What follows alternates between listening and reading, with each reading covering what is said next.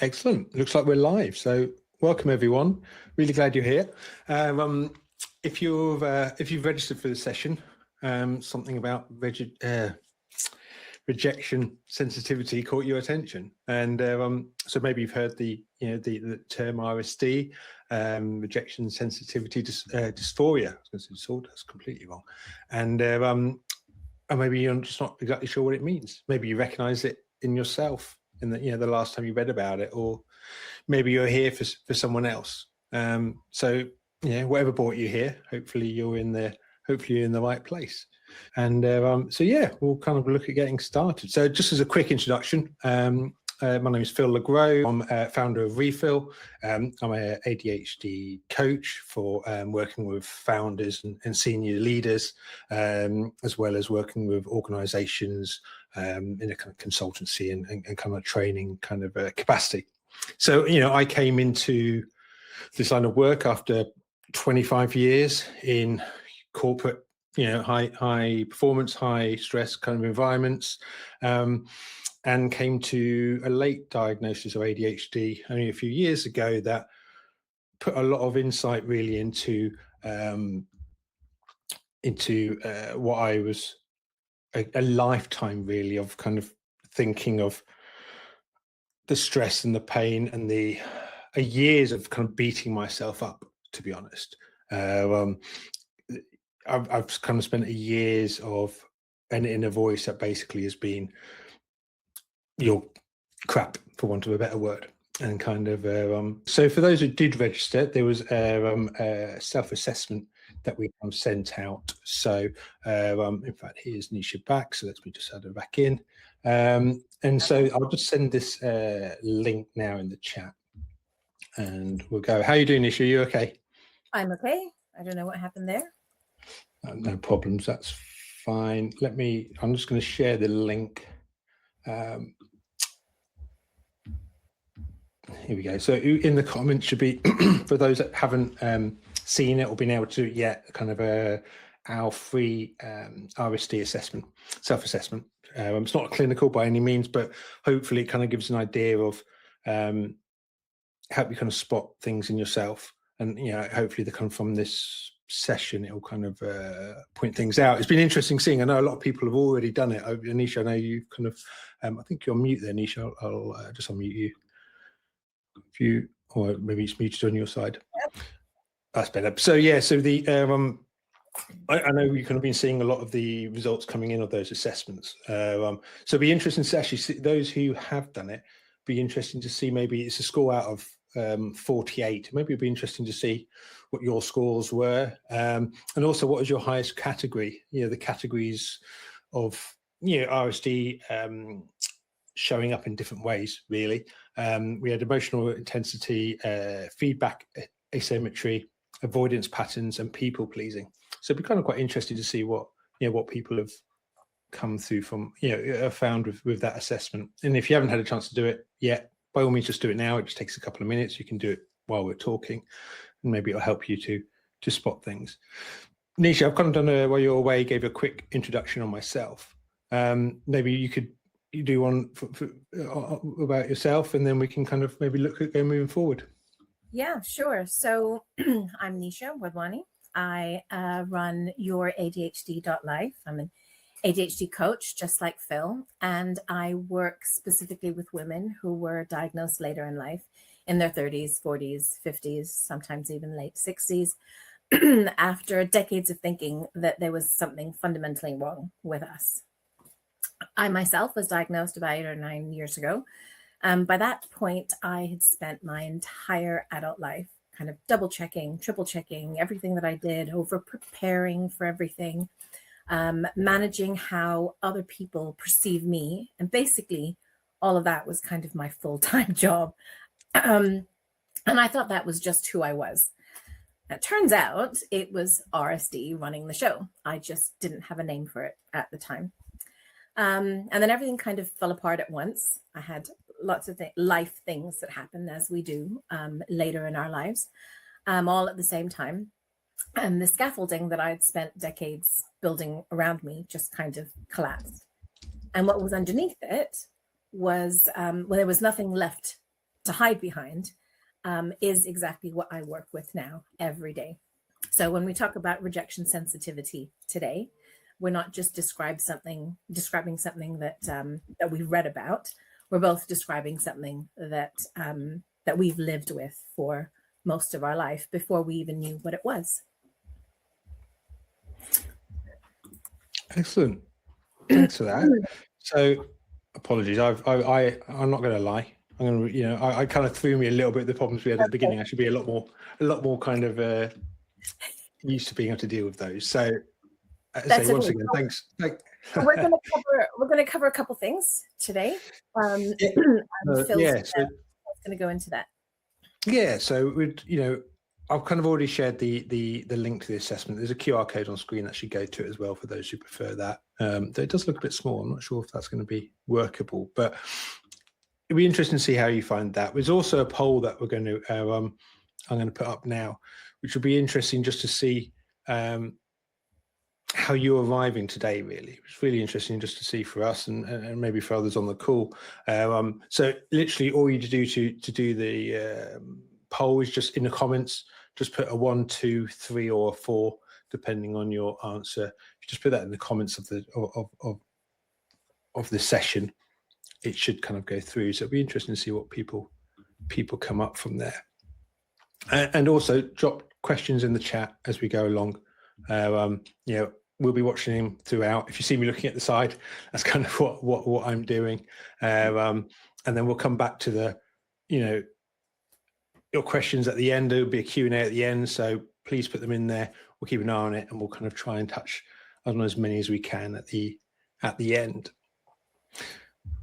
So let me just have a quick look. So, okay, nothing's coming through yet. I don't know if people are commenting, but no problem. We'll have a look at that. I'm going to keep that on the screen. If people kind of can do it, then brilliant. And if not, don't worry about it.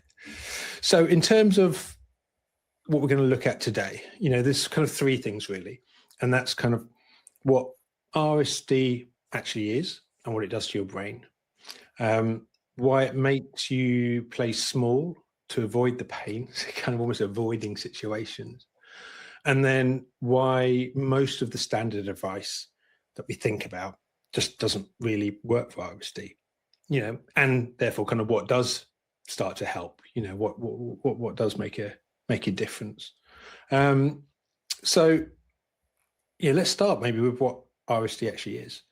Because the textbook description, as I said, rejection, sensitivity, dysphoria, which I always have to write that in the corner of my screen because I always forget it halfway through, is ADHD adults experience this thing. It's intense. It tells you what it looks like from the outside, but it doesn't tell you why. And to be fair, the latest research is, it's not just adults either. Children and young people as well are just as susceptible to it now, they've realized. And so I think to start with that, RSD is what happens when self-doubt gets rooted through a brain that's treating rejection as a threat to survival. And that's not metaphorically, that's neurologically. So we're feeling it as it is a physical threat. That's how your brain is treating it. And that's why it can be really, really intense. Because, everyone has self-doubt. Everyone feels criticized. And for most brains, that's uncomfortable. We sit with it, we move on. And there's obviously kind of a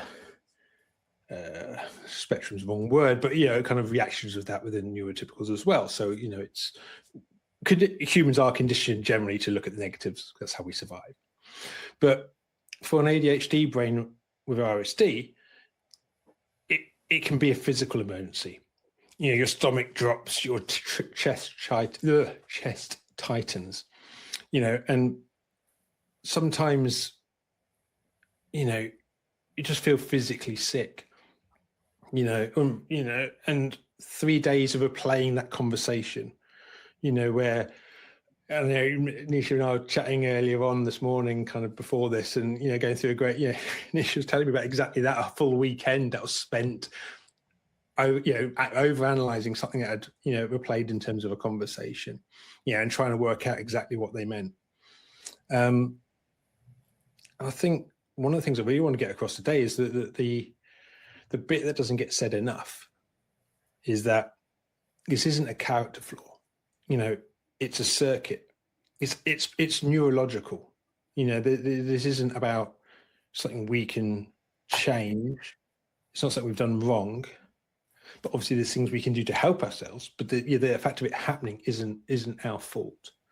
You know, there was a study, I think it was in 2019, roughly, by Babinski, I think it was, you know, that showed something specific, and that was ADHD brains are sensitized to rejection signals and desensitized to positive ones. You know, and we kind of know that in terms of people generally, but it was much more pronounced. You know, so both, you know, are measurable, but it's why one criticism can erase a month of praise. And that's what it really comes down to. We're so sensitized to that rejection. And that could be for many reasons, both from experiences from when we were young and growing up, and the kind of all the negative effect, comments we have, to other things throughout life. But it really kind of hits home. So I don't know, Nishia, what's kind of been your experience, I guess, of RSD and kind of what you've seen maybe with yourself or kind of through your work? So against my best judgment, I think I'm gonna just kind of replay a little bit of the story that we talked about earlier. So this is something that actually came up on a call that I was on with a bunch of other coaches, not just ADHD coaches, a couple of days ago. An example of how RSD can take over your entire body, and unexpectedly. I look back and I think I've got a name for it now, but at the time, what was I thinking? And I was going for an interview. The presentation that I was meant to give was a little bit about what improvements I would make in that business, in the context that I was of the job that I was applying for. And this interview went almost 2 hours long. It was really long. I was very blunt, I think a little bit too blunt, very honest with my constructive criticism. And I didn't really get much of a response back. I felt like I was talking to an audience of one, me. 2 hours later, I get sent on my way. This is a Friday afternoon. I'm sitting in traffic. And I'm getting on my way home and thinking to myself, oh my goodness, I should have been. They didn't say anything. They didn't ask me any questions. That must mean that I've done something wrong. I've said something wrong. I should have been more circumspect. I shouldn't have given such blunt, honest opinion. I should have been more diplomatic in my choice of words. And I catastrophized all weekend to the point where it got to Sunday night. And I'm thinking to myself, I don't even want the job anyway. And this catastrophizing, it ate at me all weekend, and it was awful, such an awful experience. And what happened in the end? I actually got the job. Monday morning, late morning, I get a call to say, we'd like you to join us. And I look back at that experience, and that happened, I don't know, more than 10 years ago now, I guess. And I think, there was no point in all that catastrophizing, allowing it to eat me up on the inside. And that's my classic experience, that just when we picked this topic, Phil and I, that was the first experience of mine that came to my mind. And now after, I want to say it, this happened maybe 12 years ago. Even 12 years later, I'm still kind of reliving that in my head. And it makes me laugh now being on the other side of it. Phil, what about you? What's your sort of classic RSD experience that you can share? Yeah, I think it's an interesting one, isn't it? And I will touch on that. I just want to kind of quickly acknowledge, so thanks for all the comments in the chat. I've kind of put a few up while we were chatting, and everyone who's kind of filled out the the poll as well, because I think it was just interesting to kind of see that as well. So, there's definitely, it's interesting to see, that people can definitely be able to recognize it. They're starting to understand it a little bit, which is great. So, that obviously why you're here. So hopefully we can help grow your understanding and kind of how you see it in yourself. So no, thank you everyone for doing that. It's an interesting one, isn't it, about RSD? For me, especially being late diagnosed, it's almost kind of looking back was kind of the big thing for me, almost, of kind of recognizing it now, what was happening, which is kind of almost the first step, but it doesn't stop it now from happening just because I know it. And that's an interesting, and I know we'll kind of pick up on that later, is that because it is that neurological wiring, just knowing about it isn't suddenly going to stop it. We can't think our way out of it. We really can't. And so it's, for me, kind of what I've seen is it is those things where it can have such a huge effect on people, in how they live their lives or their relationships or work. And and I think the default position a lot of people can, from a neurological position, or even maybe from a neurodiversity position, and knowledge is that because everyone does suffer with sensitivity about things, and and will play things over their minds, that it's kind of like, well, that's no different to anyone else. And it is that difference, that the intensity, I think that's the only thing I can really, the way I can describe it, is that intensity of the feeling,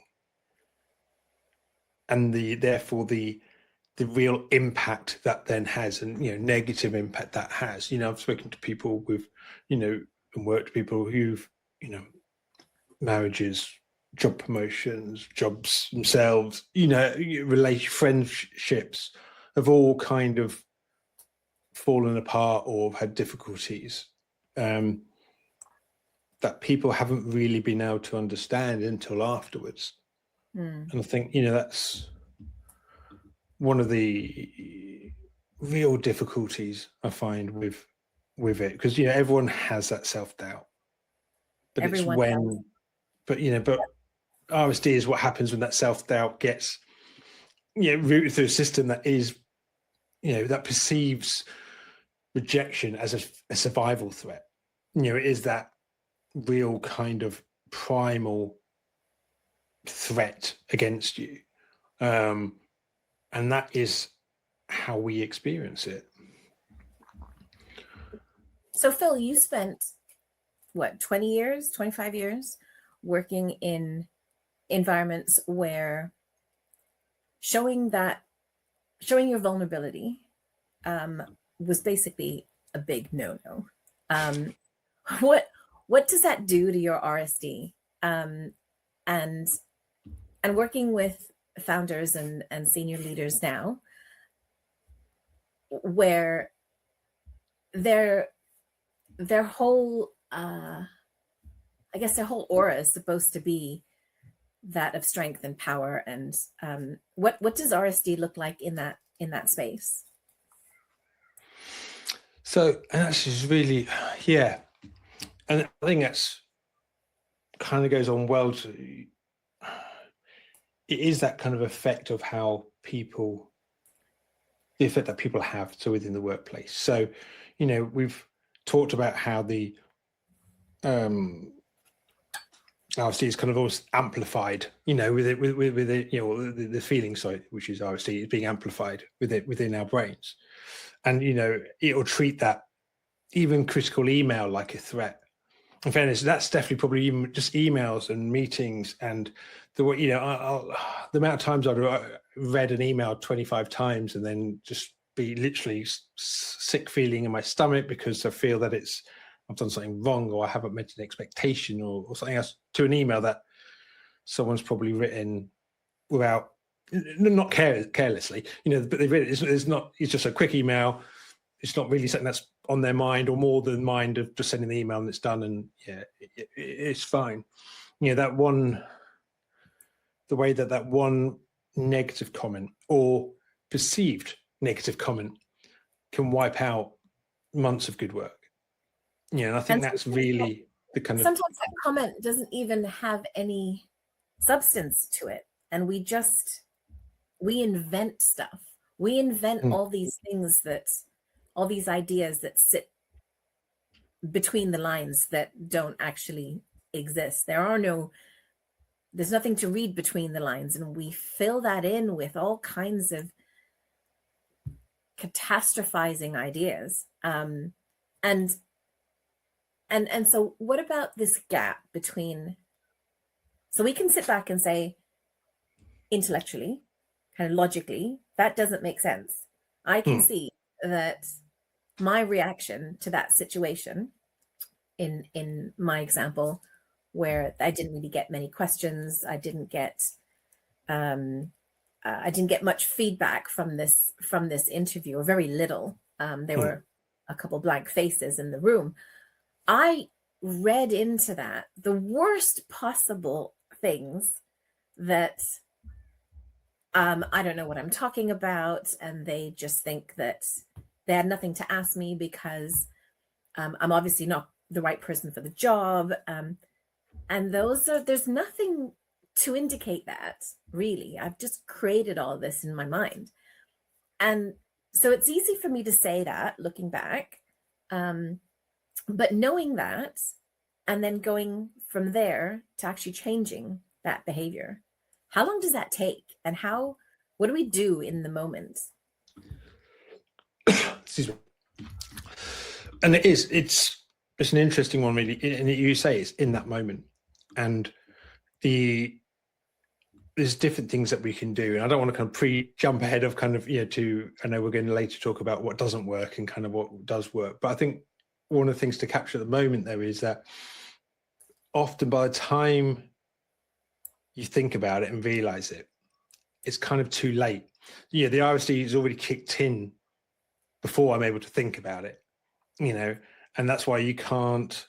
So one of the main reasons you can't reason with it, you can't think your set way out of it, because the primal part of your brains and stuff, we can get into the names and everything, but it doesn't matter really. The primal parts of the brain have already gone ahead before you've even had a chance, your prefrontal cortex and everything, to start really thinking and processing everything. And therefore you've got to look at other exercise, other strategies to then go, okay, it's already happening. I can't stop myself. What am I going to do to kind of bring myself back into the moment? And I think that's one of the biggest things we need to think about, is that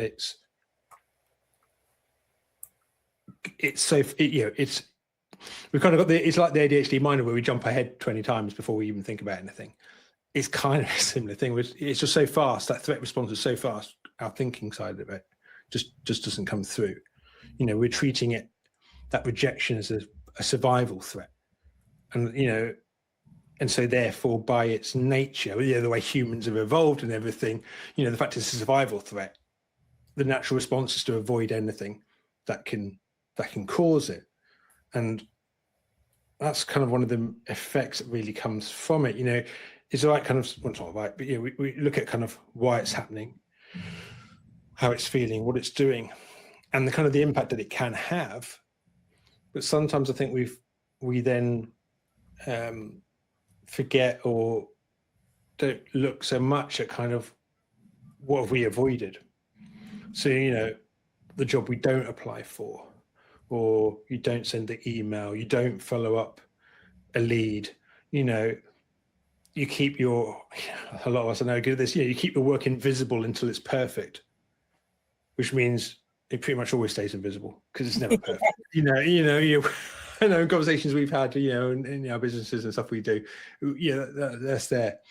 And I kind of talk about that's kind of playing small.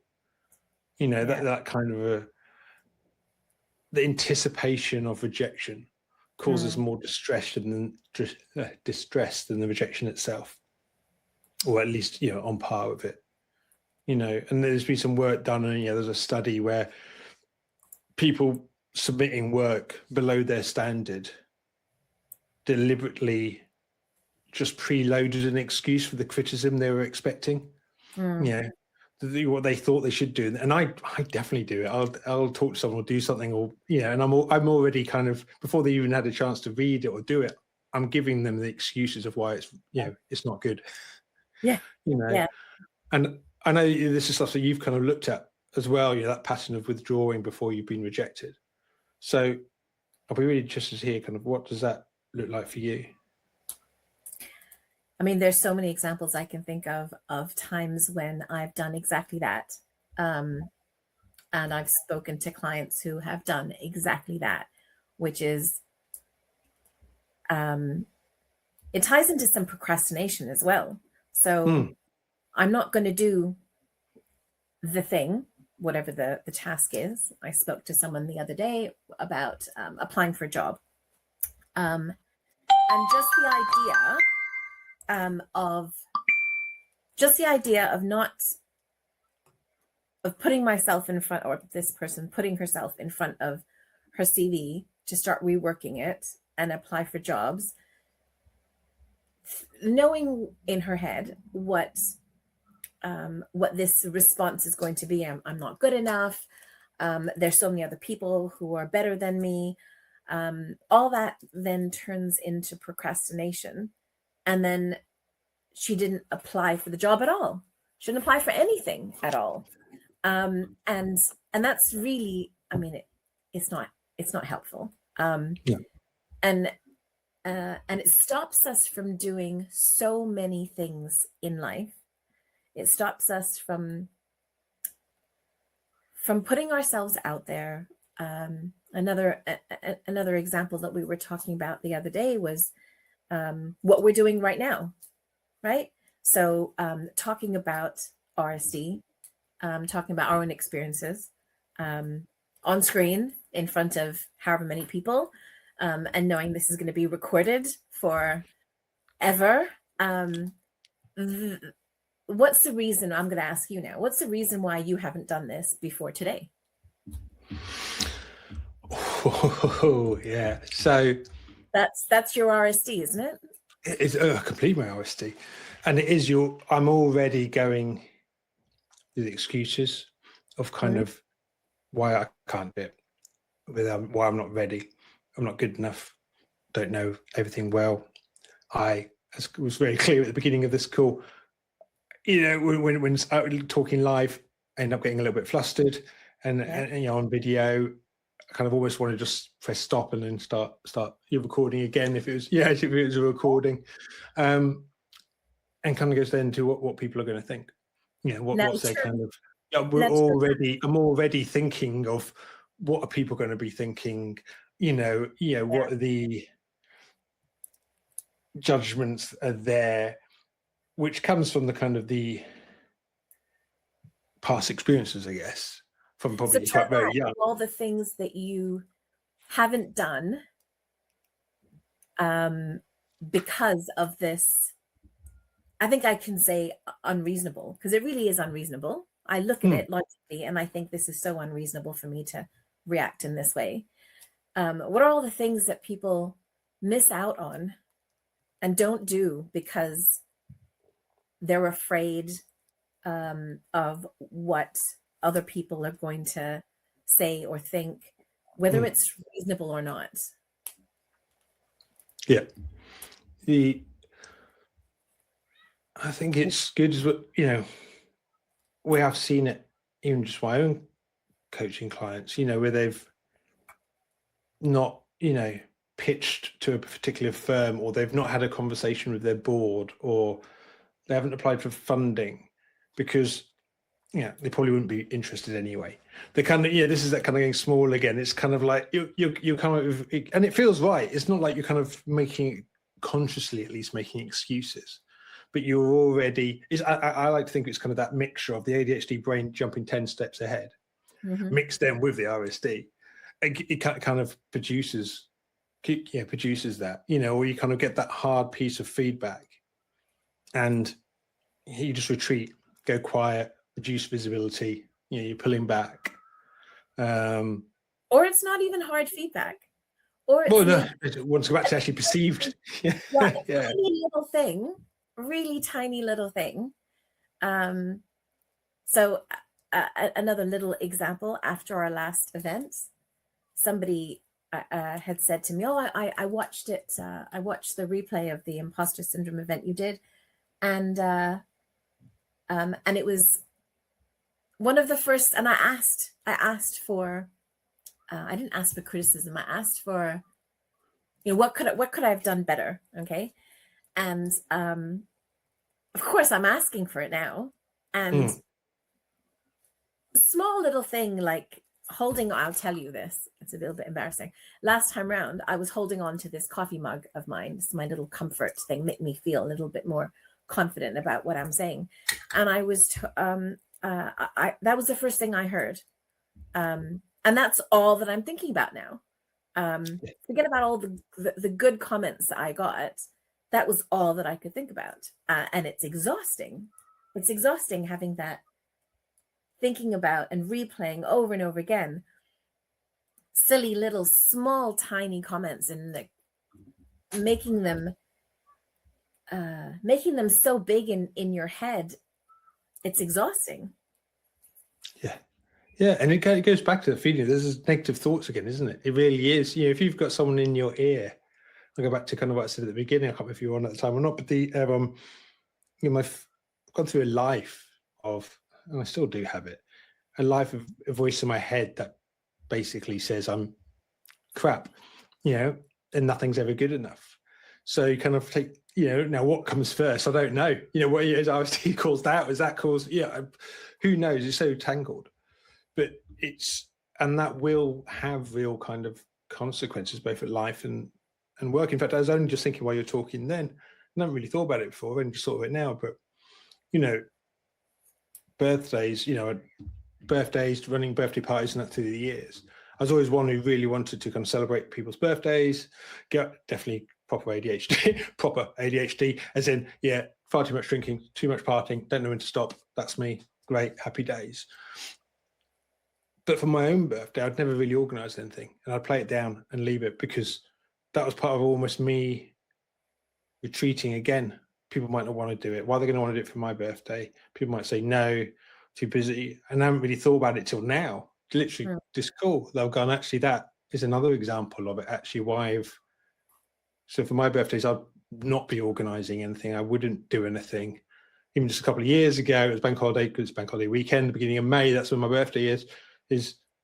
I went, I would have some drinks around here, but it was like as a bank holiday thing. I didn't even invite people. I didn't even say it was my birthday that day.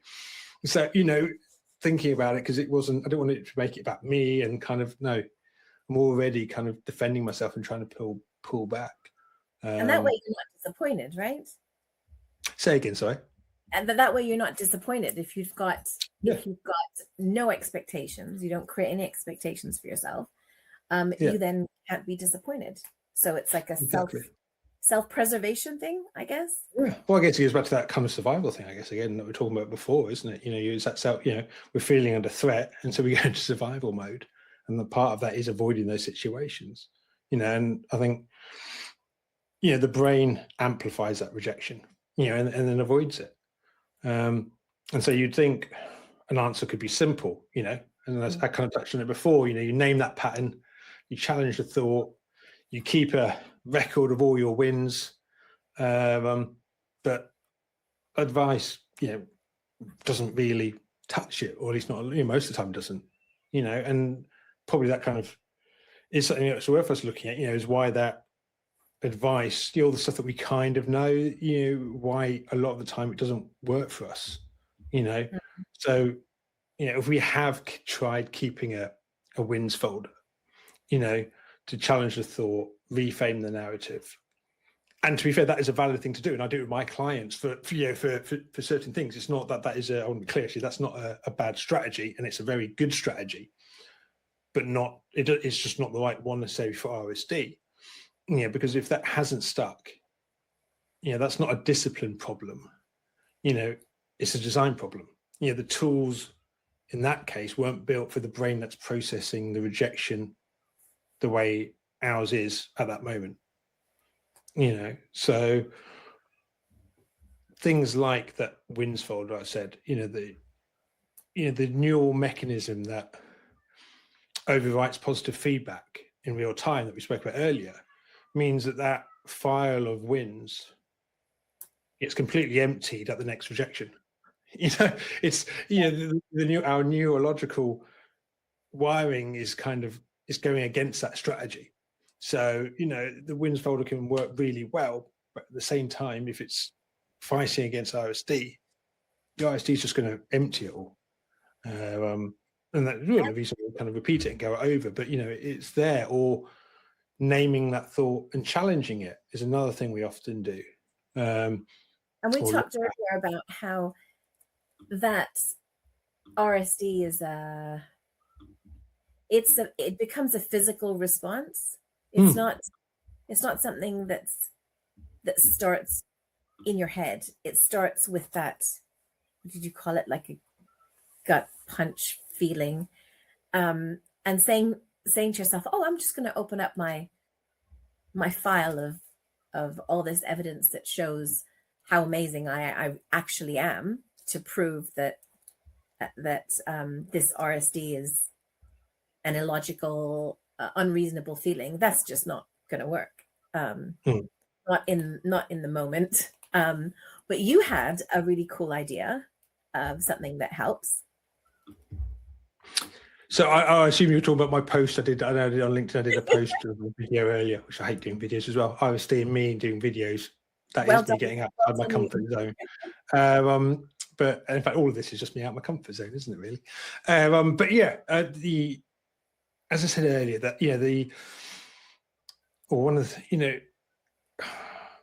the RSD, the thing I really struggle with is the fact that once I notice it, it's kind of too late. My body's already doing its thing, and without going over and over it again, it is that primal thing. So you can't just go, okay, think our way out of it.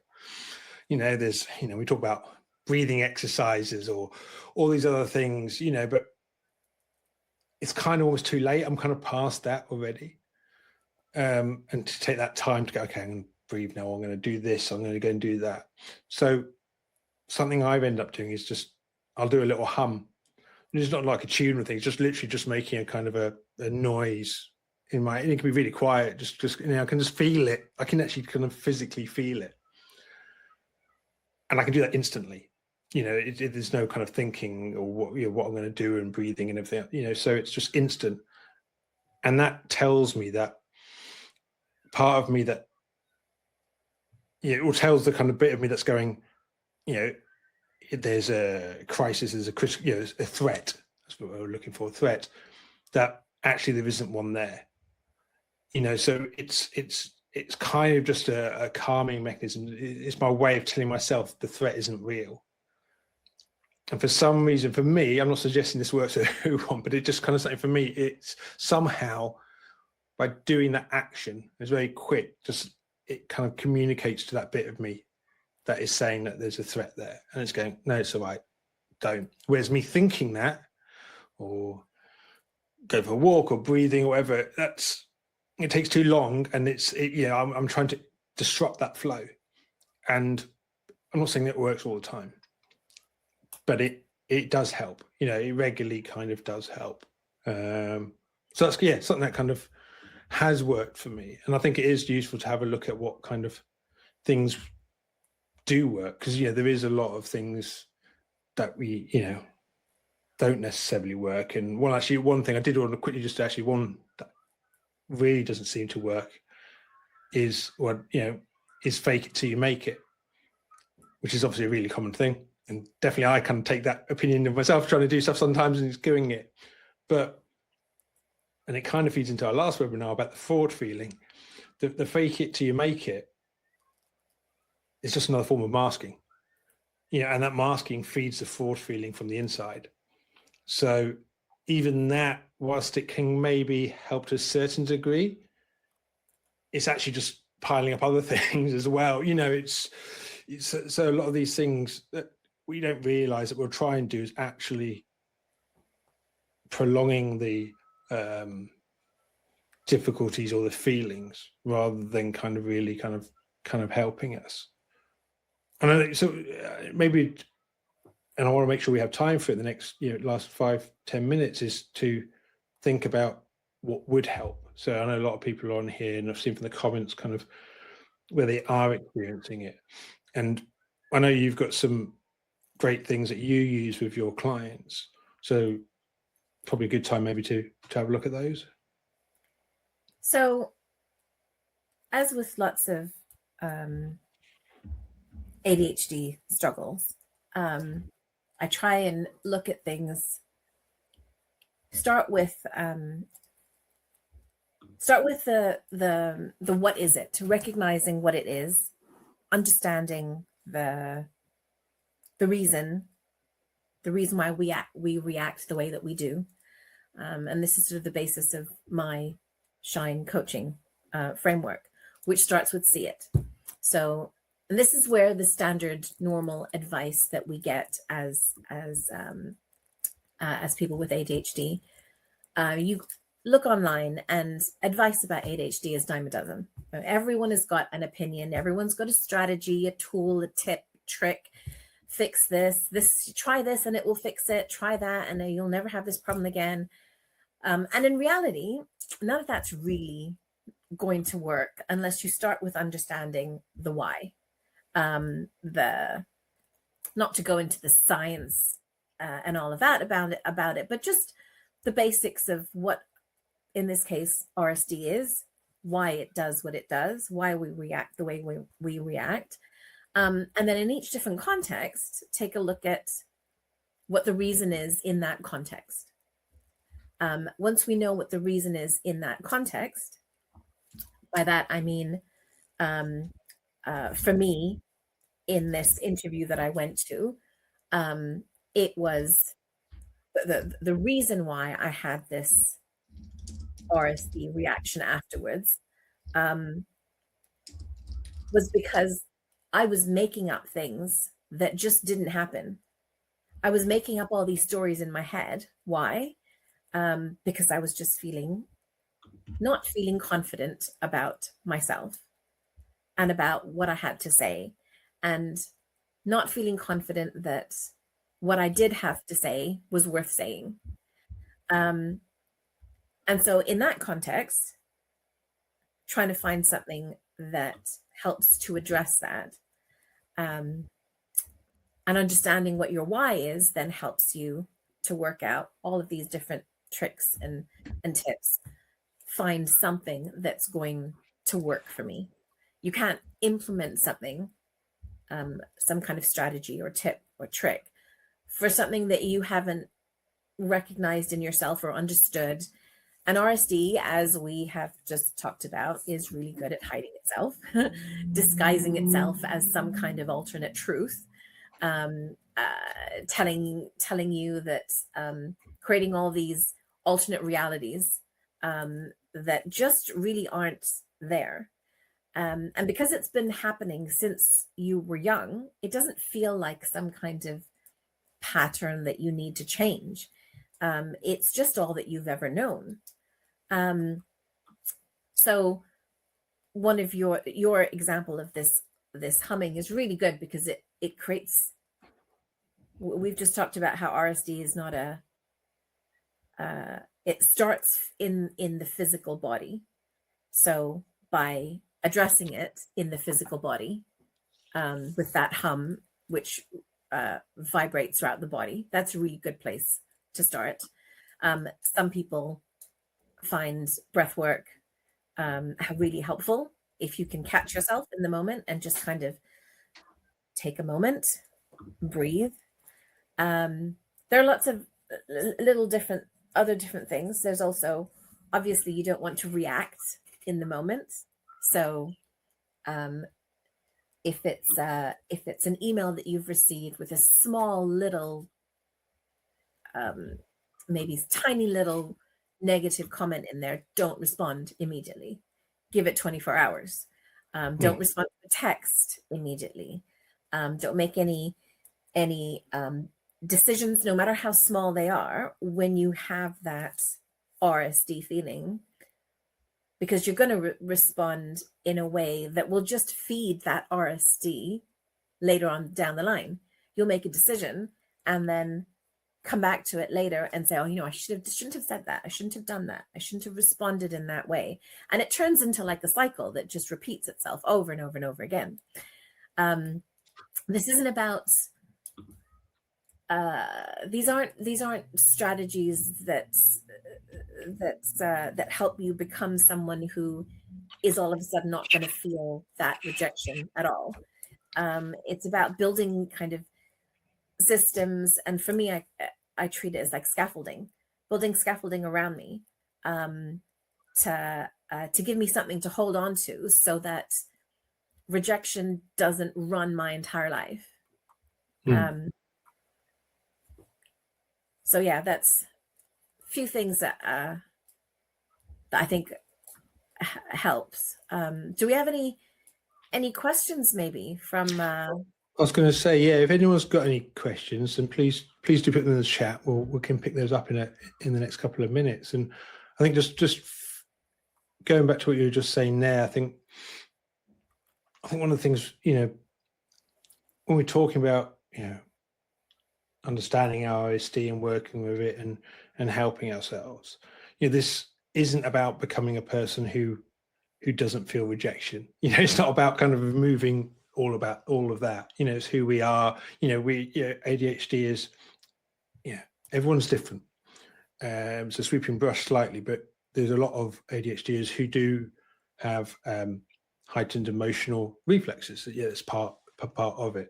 And, we're not trying to get rid of that, but it's about building a system where rejection doesn't run the whole show. It's about kind of being able to coping mechanisms and strategies, and they will be different. As you kind of pointed to there, Nisha, some ideas that you've come up with, my humming. We can only touch on a couple, in the time we've got today. But there's a number of different things you can try. But I always like to, with anything to do with, coaching around ADHD and kind of working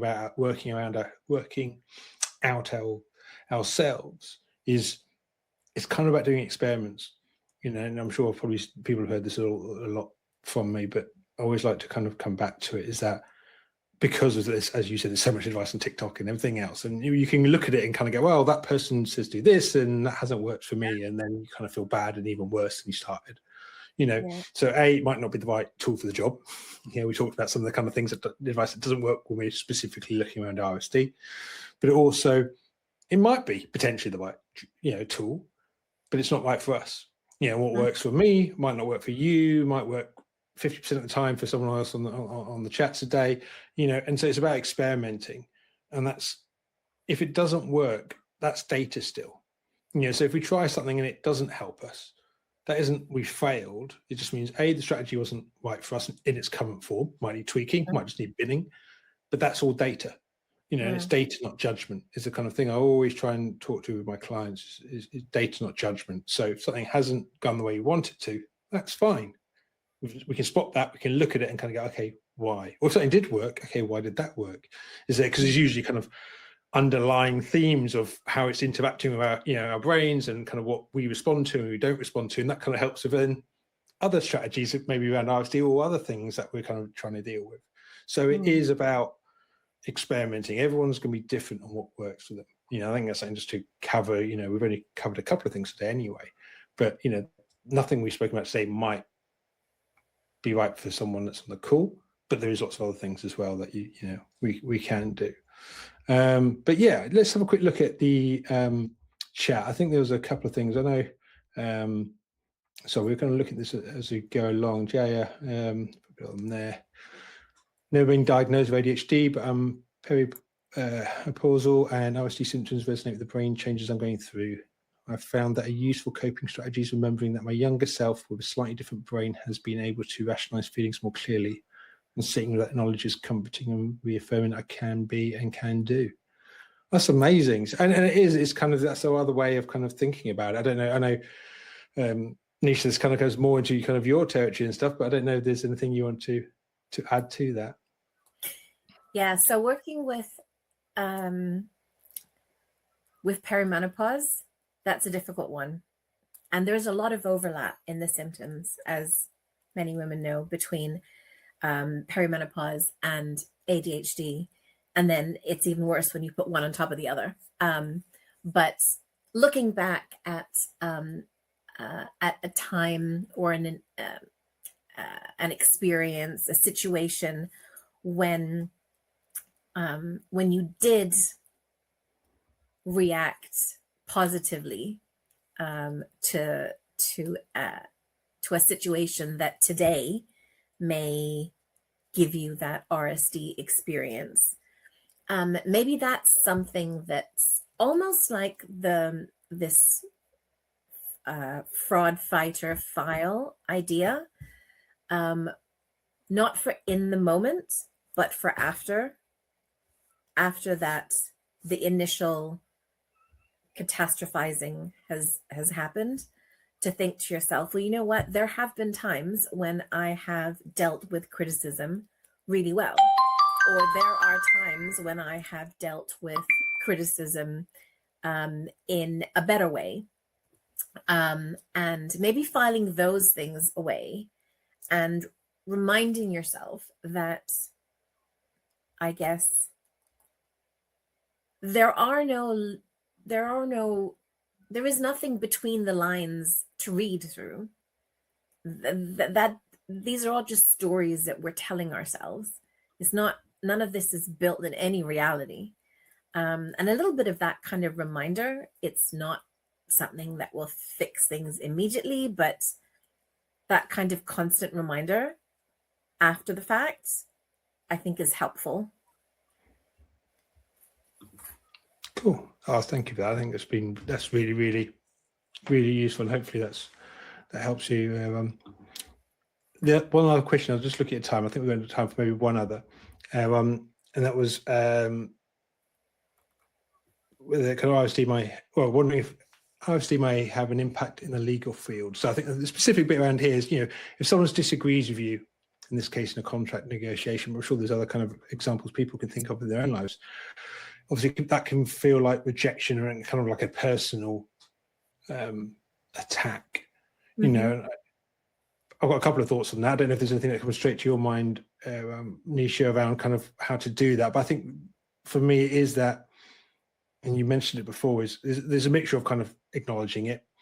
For me, I've said before, it kind of sounds like I'm contradicting. I'm not. We kind of acknowledge it, notice it. I know it's too late. We've already gone there. But it's still the point of acknowledging it, and also, accept it. That is how you're feeling. I think one of the big things is there shouldn't be the shame or kind of saying, feeling that we shouldn't be feeling that in the first place. It's a feeling you have, and by the fact that you are having it, it's valid. There's validation there. The fact you're feeling it is validation in itself, because it is, there, and then I'd probably just say, we're a bit short on time now, but it goes back to what you said, Nishia, about kind of having that time before making an action, or like waiting 24 hours for an email. And I'm guessing in the negotiations, if, I don't know if that would be in the room or otherwise, but maybe it's a bit, quicker. You can't take 24 hours out, but it is to try and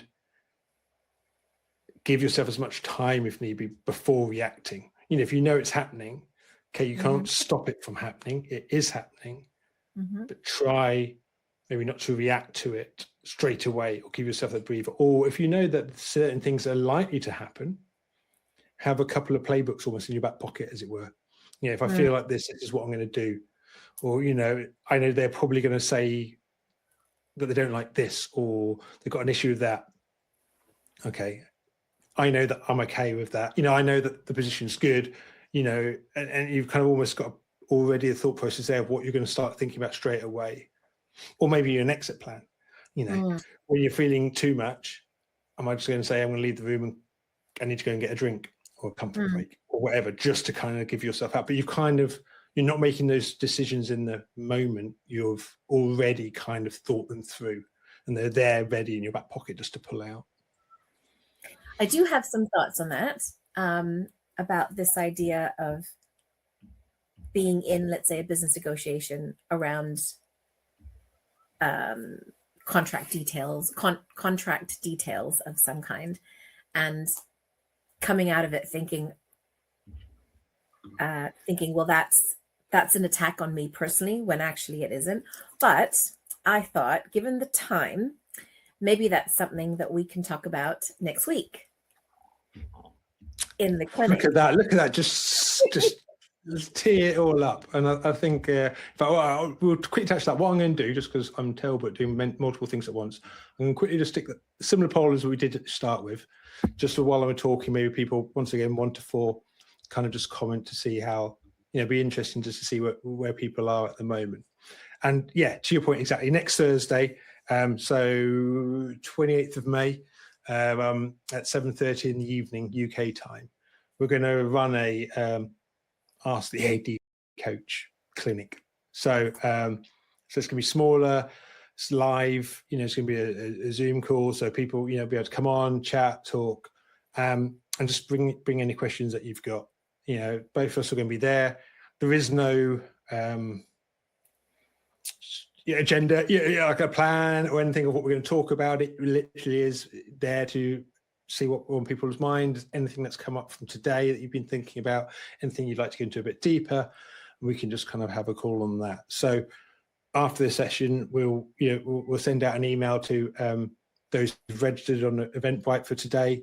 If you haven't, you've just joined live, once again, you should still be able to register. I think you can. Just do so, and then you'll then kind of get the follow-up emails with the details on this.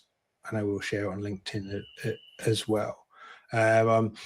And with that, afterwards, you'll also get a reflective audit, which is kind of a deeper version of the kind of the polls that the assessment that kind of you sent out today. So it's unscored, and it's for you just to kind of giving you some prompts just to start thinking, and help you recognize where maybe this is where it's showing up in your life today. So that'll be kind of hitting your inbox. And then finally, before we kind of finish off, I'd quickly cover what we've looked at today. RSD isn't oversensitivity. It is neurological circuits, wiring. It runs underneath that self-doubt that most of us have anyway, and turns it into a certainty. It's real kind of threats. It can make you play small to avoid that pain. Avoid the pain that hasn't happened yet. We're kind of missing out opportunities, pulling ourselves back. And most of the standard advice and stuff we kind of think about won't help it. It doesn't touch it, because it's not a thinking problem, it's a nervous system problem. And so we kind of need to look at it in a different way. But once we can see it, that's when we can start to work with it differently. So recognizing it, working with the body, and building that structure and finding people who actually get it. So yeah, the polls there, great to kind of see the feedback there. So thank you for that. Hopefully, I will look at this properly later, but it does look like we've kind of, understanding it, and, at least you're kind of understanding it, and the stuff that you don't know what to do next. Maybe, the clinic, come along to that. Let's just, even if you haven't really got a question, by all means come along, and we can just chat about stuff and see where that goes and how it helps you. But yeah, Nishia, can I leave it to you to close off? Yeah, well, thank you everyone for coming and for allowing us to spend your lunch break with you, or your morning, depending on where you are. I hope this was helpful. I hope there was at least one small little thing that you were able to take away from today, whether it's a new way of understanding your own ADHD, how RSD affects you, or a strategy that you can use to try to work with your own ADHD. In any case, join us next week, next Thursday evening, and hopefully that will be a little bit more interactive. And it's, I guess, a chance to have a free coaching session with either of us. and have an actual conversation about how RSD shows up with you, and what we can all help each other to find ways of addressing it and working with it. So thank you guys very much. See you next week. Take care. Bye-bye.